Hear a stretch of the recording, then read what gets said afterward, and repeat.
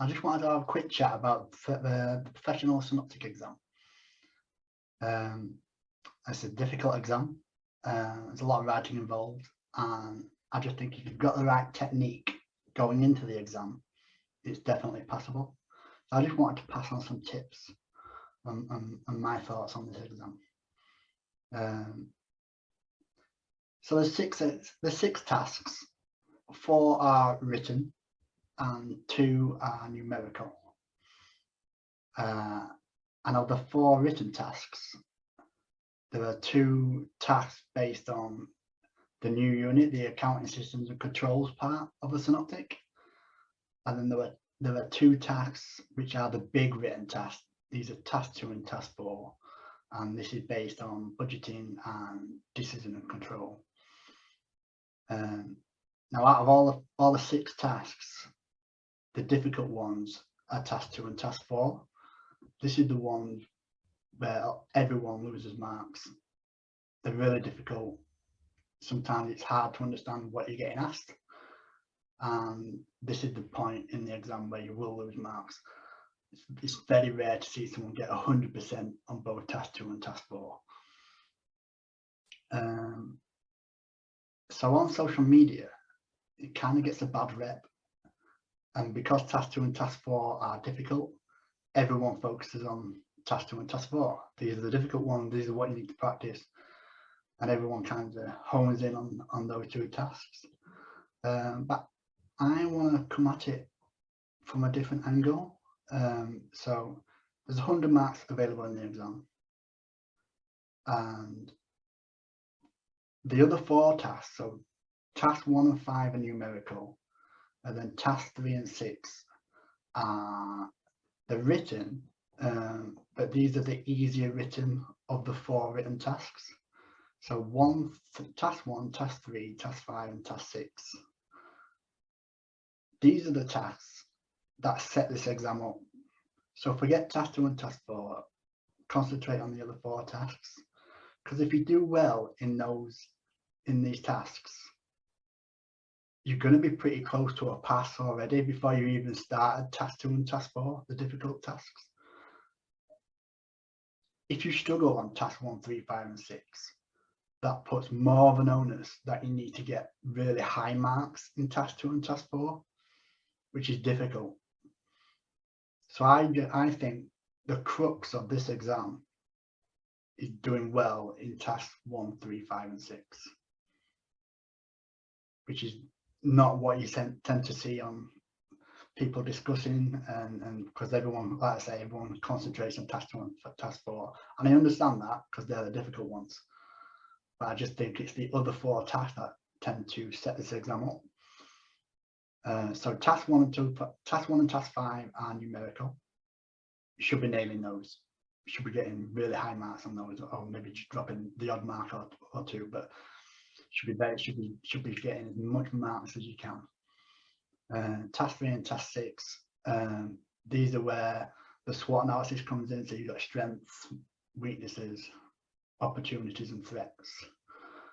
So they'll give you a scenario in the exam. You have to go through that. You might have to pick out a weakness, and then you might have to either explain what problem that causes to the business or give a recommendation on how to stop that weakness from happening in the future.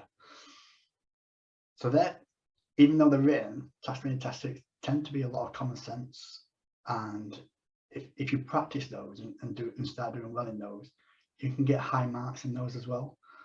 So again, nailing the numerical and doing well in the task 3 and the task 6 with the SWOT analysis and things, I just think that can really set this exam up. Another thing as well is, even though it's a 3-hour exam, it can be quite tight for time because it's a written exam and people spend a lot of time thinking about, you've got to read through all the information, digest the question, what you're being asked, go through it, try and formulate your answer, go back to the scenario, are you getting the right? So there's a lot going on and it takes a lot of time. So task 2 and task 4 are the big written ones. They are the difficult ones, and they are the ones that people struggle with. So naturally, they are the ones where people waste a lot of time on, or spend a lot of time on either.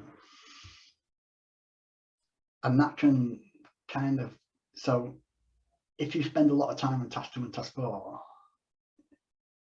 but you're going to do well in task 5 and task 6, so by the time you got to end of task 4, you might not have much time left, so you end up rushing task 5 and task 6 because it's the end of the exam. And then because you're rushing that, you'll make silly errors, and you won't get high marks on task 5 and task 6 because you're rushing because you're out of time, because you spent so long on task 2 and task 4. And I think that's wrong. So my advice is to do 1, 3, 5 and 6 first, because these are the ones that you should be nailing. These are the ones that you need to get as many marks as possible on. So if you spend as much time as you can on those, make sure they're right, make sure you're not rushing, and get as many marks as you can. Then once you've done that, you can have a look at the time. So say you've got an hour 20 left after doing 1, 3, 5 and 6. If you've got an hour and 20 minutes left, then you know you've got 40 minutes per task for task 2 and task 4. So just give it that. So you're not wasting time, but just do the best you can and write as much as you can. And out of the 2 written tasks,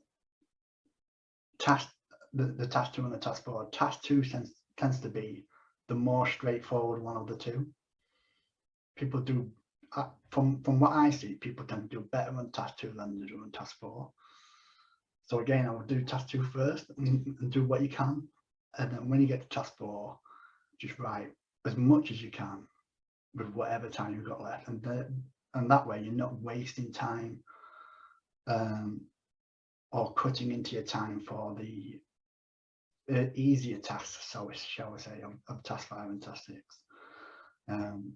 So yeah, so that's my advice. And I just think if you go about it that way and just have a bit of a think, so nail the other 4 tasks, do them first, make sure they're right, really set yourself up. You can be nearly at a pass before you even start writing on task 2 and task 4.